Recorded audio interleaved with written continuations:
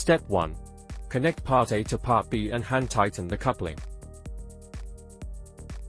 Step 2. Connect part B to part C and hand tighten the coupling.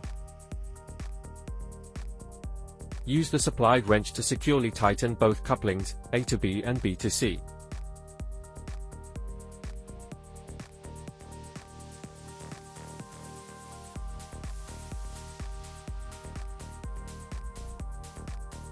Step 3. Mount part D onto part A or B, secure it with a PH2 Phillips screw, ensuring the burner head is pointing upward. Step 4. Connect part C to part E and tighten the connection securely.